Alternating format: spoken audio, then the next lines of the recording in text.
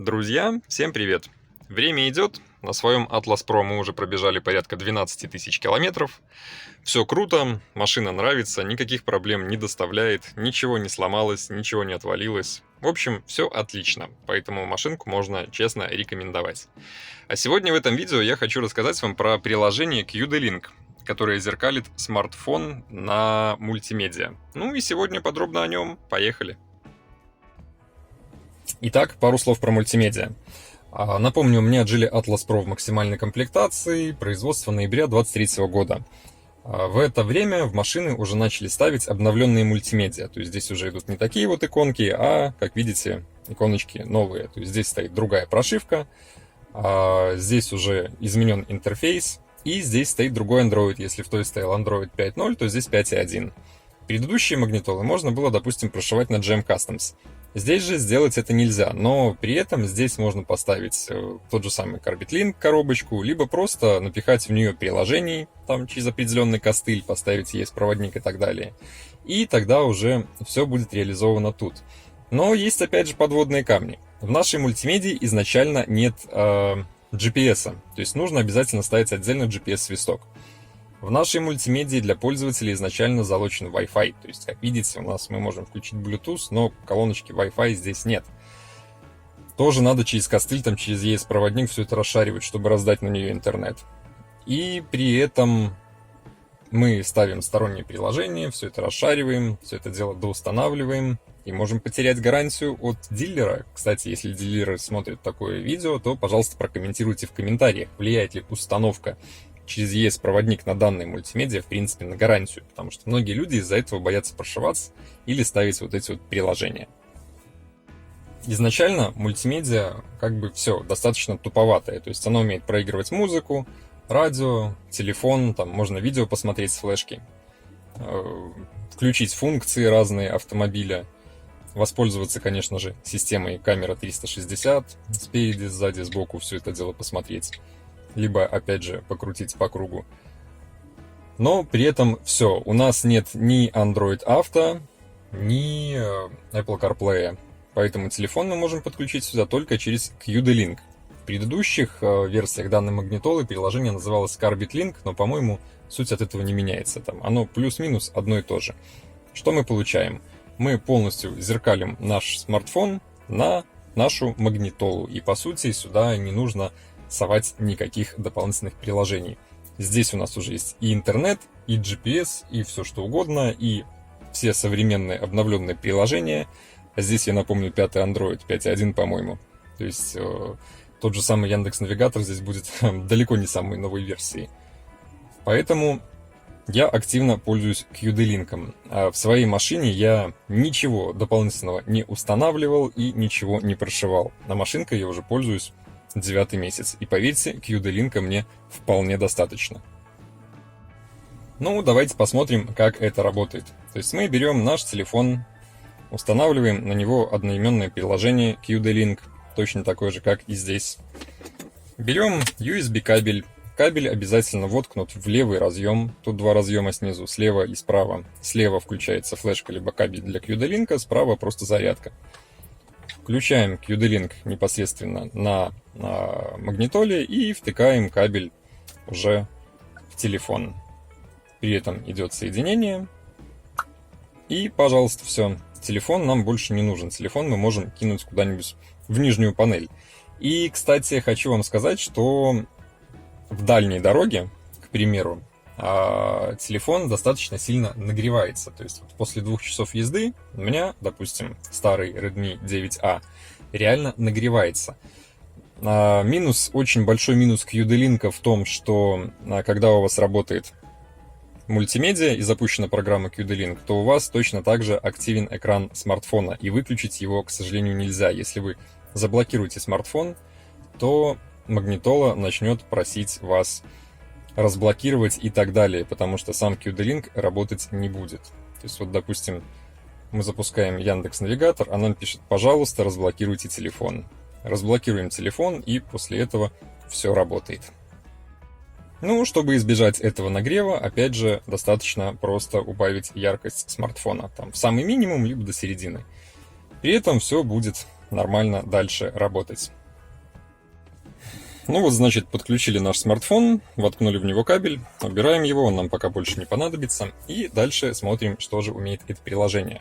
А умеет оно абсолютно все то же самое, что умеет ваш телефон. То есть вы можете полностью зеркалить сюда, набивать приложения, добавлять какие вам угодно. Вот у меня здесь, допустим, Яндекс.Навигатор, Family Link, посмотреть, где бегает дочка с телефоном, там интернет, радио, Юнистар, Вайбер, электронная почта. Вы можете абсолютно все эти приложения добавлять на экран вашего мультимедиа. И все это, напомню, установлено в нашем телефоне. То есть мы не забиваем память нашего мультимедиа, мы не теряем никаких гарантий, никакого геморроя не происходит. И опять же напомню, все абсолютно новые современные приложения. Без всякого подбора, без костылей, без дополнительных GPS-свистков и так далее. За что многие не любят сам QD-Link? Ну, во-первых, его работа очень сильно зависит от самого телефонного аппарата. Если телефон не самый лучший, назовем это так, то все это дело будет относительно тормозить, потому что на телефон идет достаточно сильная нагрузка из-за того, что он зеркалит экран. Второй момент — разрешение. Обратите внимание, я включаю Яндекс.Навигатор, запускается приложение. Давайте мы повернем экран в горизонтальное состояние, и он не на весь экран. И вот это вот очень жаль. То есть вот у нас экран мультимедиа, здоровый экран, при этом QD-Link у нас только находится на 2/3 экрана, и сбоку вот эти вот стрёмные кнопки управления. Честно, через какое-то время я абсолютно перестал обращать на это внимание. Но в дальнейшем я покажу одну маленькую хитрость, которая может все это дело нам исправить. От чего вообще все это зависит?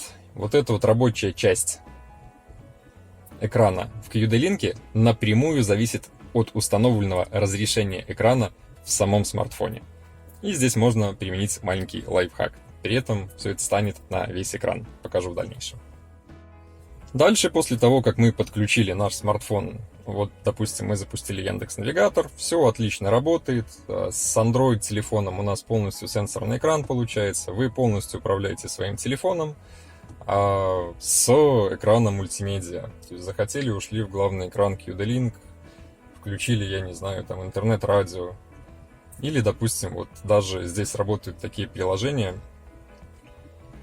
как камеры, которые у меня стоят на даче. Помните, я рассказывал много всего про видеонаблюдение. То есть я на ходу могу даже, вот, пожалуйста, все это дело включить и посмотреть, что у меня происходит там сию минуту на даче, на пороге. Давайте опять же повернем экран.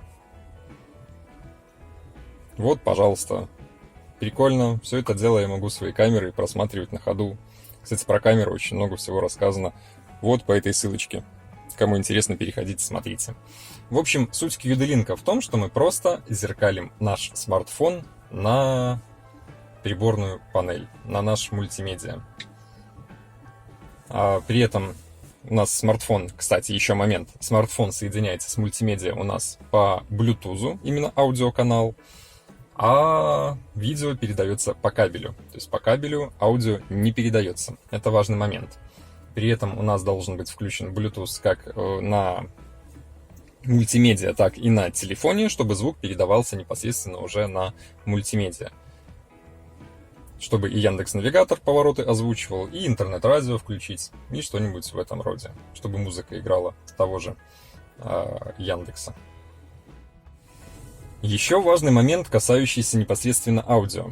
Когда в машине работает QD-Link и телефон по Bluetooth подключен к вашему мультимедиа, у вас не будет работать радио.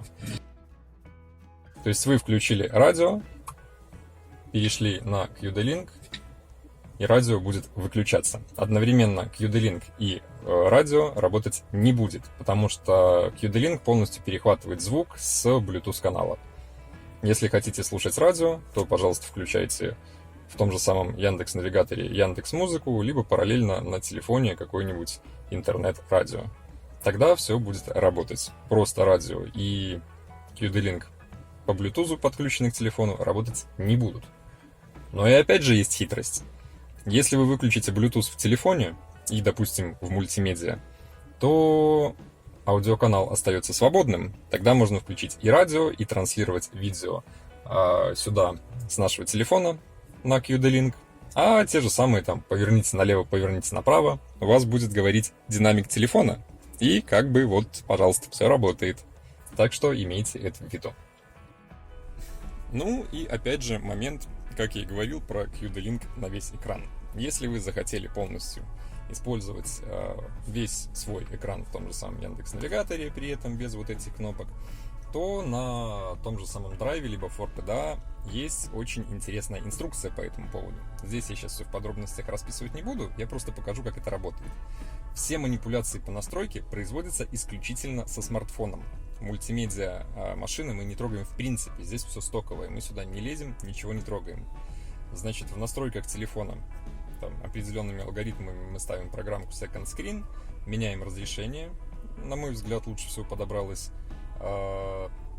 3500 на 1080, при этом у меня ярлычки телефона не убегают. Загружаем это разрешение экрана, как видите, телефон стал выглядеть очень странно.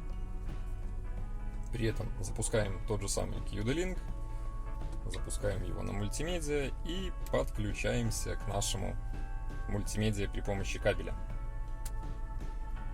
Пожалуйста, QD-Link подключился, телефон убираем, он нам в моменте больше не нужен. Переходим в приложение. Сразу видим, что значки стали гораздо меньше. Раньше они были на весь экран. Ну и, к примеру, запустим Яндекс.Навигатор.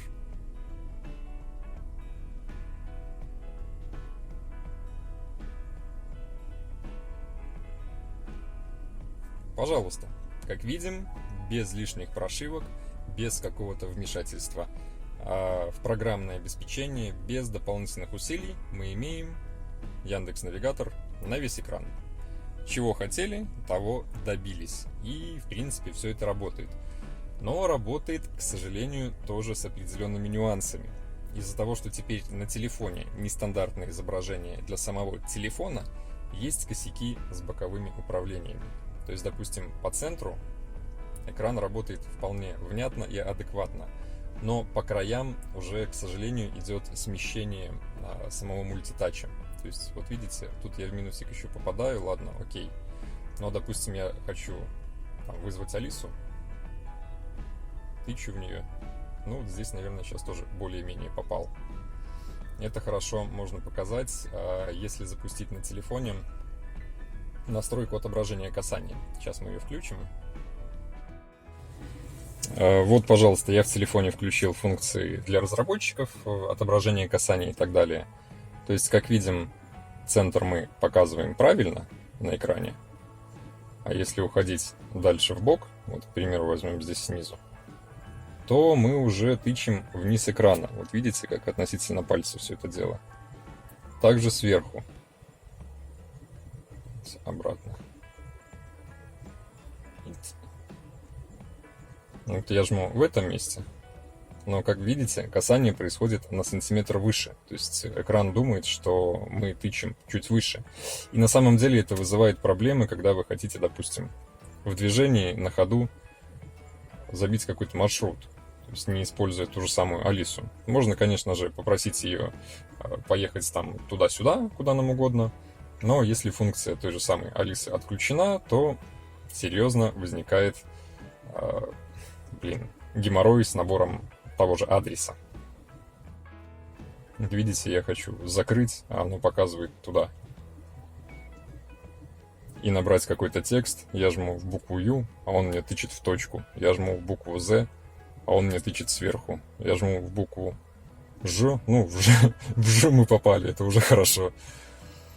Короче, некорректное касание — это реально проблема.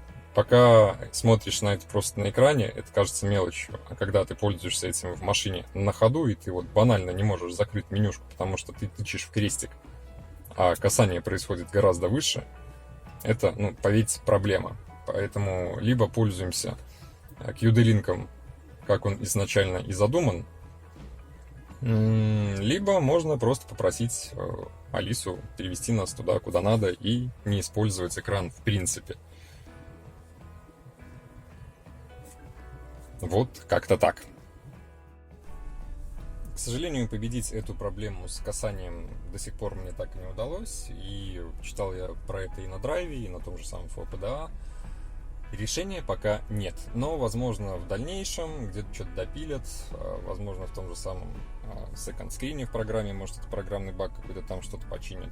Но отображение касания, к сожалению, неправильно. И поверьте, это не мелочь, это действительно проблема. Если вы пытаетесь потыкать в экран на ходу, то, увы, мало куда вы в мелкие детали попадете.